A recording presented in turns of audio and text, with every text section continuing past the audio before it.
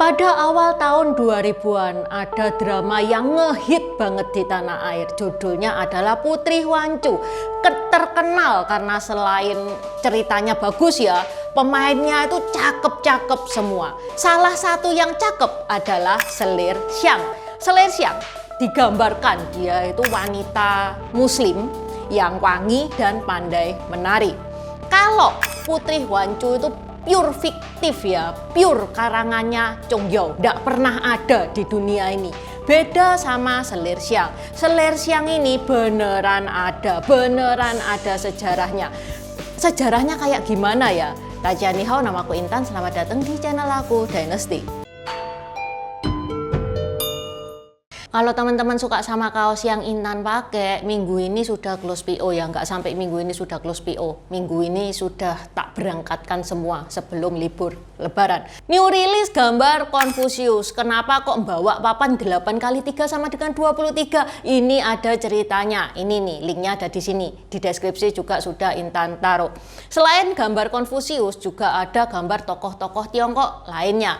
Seperti Kaisar pertama Tiongkok, Qin Shi Huang, Hakim Pao, Kerasakti, ada juga tokoh-tokoh samkok. Tokoh samkoknya lengkap mulai dari Guan Yu, Zhuge Liang, Cao Zhenlong, Liu Bu, 5 Jenderal Macan sampai antagonisnya Cao Cao juga ada. Ayo segera dicek out. Available di Tokped sama Shopee sampai tanggal 5. Okay, let's start. Dalam rangka menyambut Lebaran, hari ini Intan bahas yang bernuansa Islami ya. Hari ini Intan mau membahas tokoh wanita muslim yang merupakan selir kesayangan Kaisar Qianlong. Di bawah pemerintahan Kaisar Qianlong, dinasti Qing ini mengalami golden age yang terakhir kalinya. Karena setelah Kaisar Qianlong, pemimpin-pemimpin dinasti Qing berikutnya, keturunan-keturunannya Kaisar Qianlong itu semua bojai semua. Bikin dinasti Qing itu tambah berantakan sampai akhirnya hilang. Intan sekarang ngebahas salah satu selir Kaisar Qianlong. Selir ini unik karena dia berasal dari suku Uighur. Kaisar Qianlong cinta banget sama selir ini. Yuk kita cari tahu sejarahnya.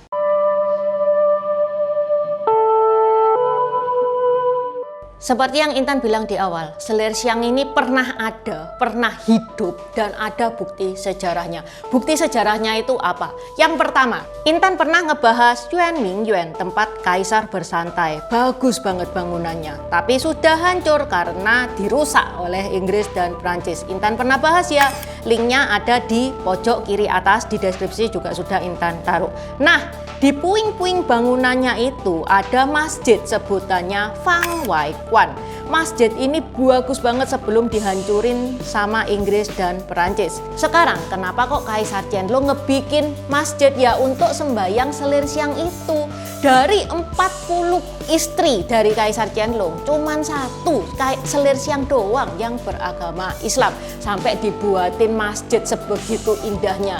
Kalau nggak karena Kaisar Qianlong begitu cintanya kepada Selir Syang, nggak akan dibuatkan masjid. Yang kedua, ada loh bukti jasadnya. Jasadnya ada di Qingtongling yang bisa teman-teman kunjungin saat mampir ke Beijing. Siapa sih selir muslim ini? Masyarakat mengenal selir ini dengan sebutan Selir Syang. Syang artinya harum, jadi selir harum. Selir Syang ini adalah keturunan suku Uighur, seorang muslim, dan tinggalnya di Xinjiang. Masyarakat suku Uighur menyebut dia Iparkan, yang artinya selir wangi. Kenapa kok disebut selir wangi? Ya karena tubuhnya itu mengeluarkan baunya itu wangi. Wanginya itu wangi alami, sampai menarik kupu-kupu itu berdatangan ke dia.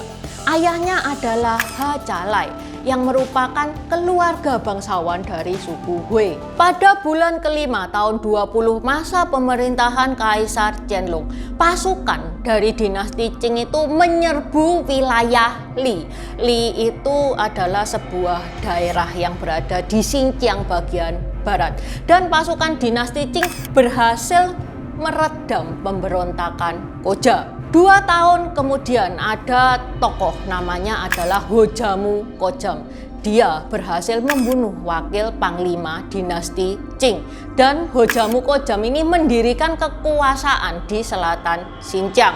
Hojamukojem kemudian memulai kayak pemberontakan bersenjata gitu ya, tapi aksinya ini tidak berhasil dan dapat dipadamkan oleh pasukan dinasti Qing. Kita tahu sendiri pas Kaisar Qianlong mimpin itu dinasti Qing itu militernya itu lagi kuat-kuatnya. Menurut catatan sejarah, Selir Xiang ini itu istri dari Hojamukojem.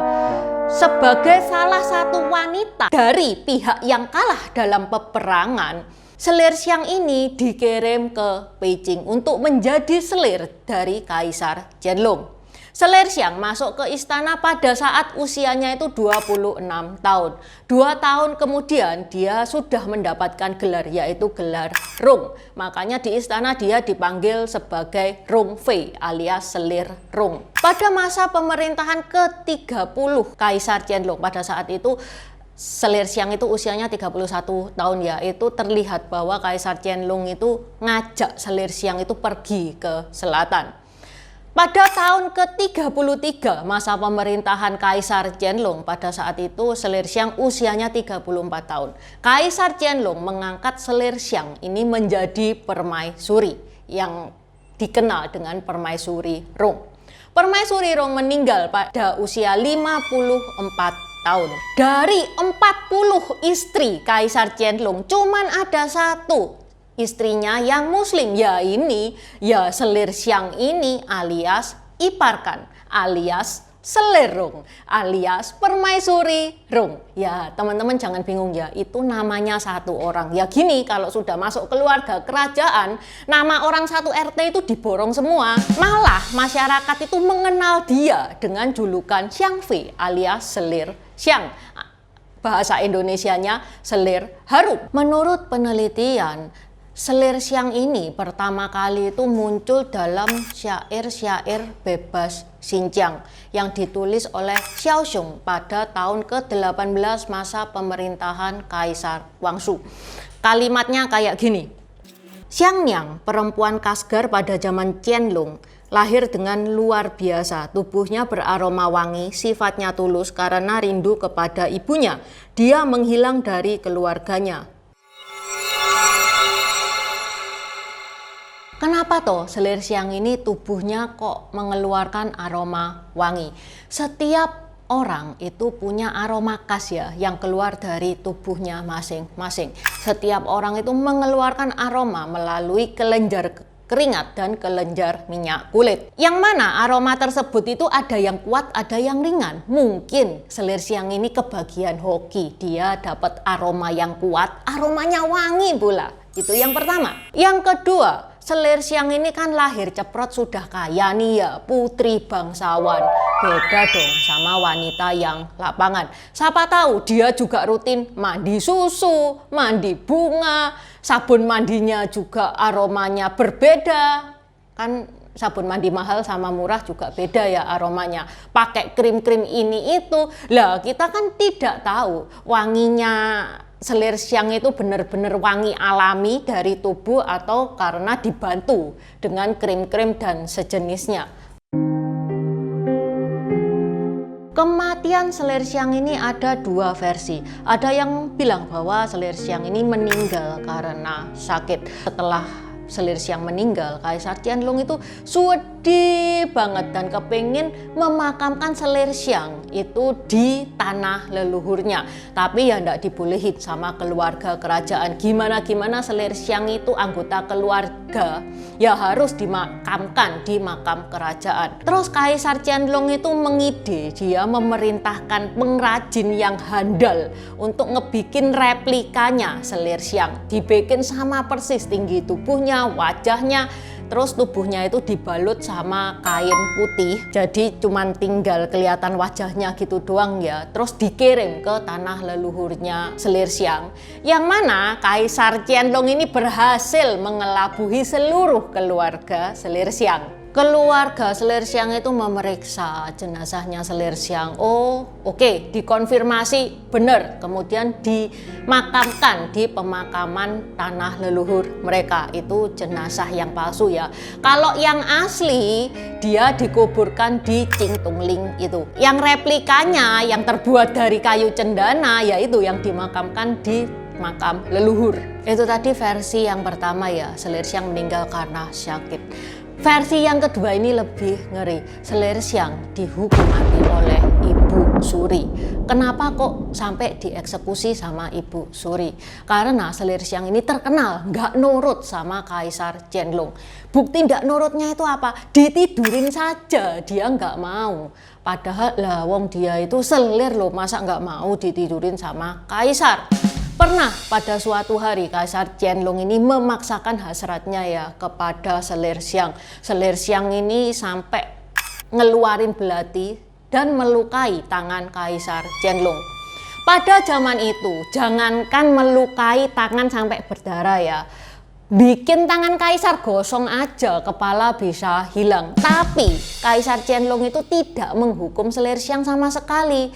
Sehingga Ibu Suri yang tahu hal ini, dia jadi kayak mikir, wah ini nyawa anakku dalam bahaya lah. Saking bucinnya Kaisar Qianlong, dia nggak mau menyadari, buta mata seperti ini kan ya, gimana ya, membahayakan nyawanya sendiri.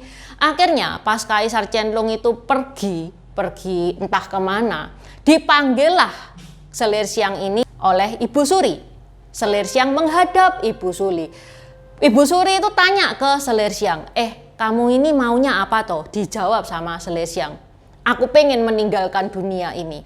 Ibu Suri bilang, oke, tak turuti. Ibu Suri itu ngasih kain putih kepada Selersyang, yang mana setelah ngasih kain putih itu, Selersyang itu diantarkan ke tempat yang mana itu adalah tempat Selersyang mengakhiri hidupnya. Versi yang kedua itu juga legenda ya, juga cerita spekulasi, tidak ada data validnya. Tapi versi yang pertama, Selersyang meninggal karena sakit, itu lebih terkenal. Oke, sampai di sini dulu bahasan Intan hari ini. Semoga bermanfaat. Dan teman-teman kalau mau nambah-nambahin seperti biasa, nggak usah sungkan-sungkan untuk coret-coret di kolom komentar. Sampai ketemu.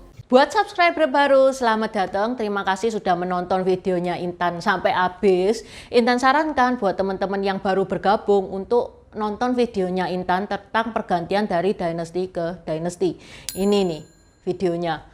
Di deskripsi juga sudah Intan taruh, karena di video pergantian dinasti itu adalah basic dari semua videonya Intan. Itu yang pertama. Yang kedua, video pergantian dari dinasti ke dinasti ini bakal sangat membantu teman-teman kalau misalkan teman-teman itu nonton film-film Tiongkok yang kuno-kuno itu bakal sangat membantu banget, karena film-film Tiongkok itu nggak menceritakan secara jelas background kayak gimana. Terima kasih udah nonton channel ini sampai habis. Dukung aku terus berkarya dengan klik subscribe dan bunyikan lonceng di bawah ya guys.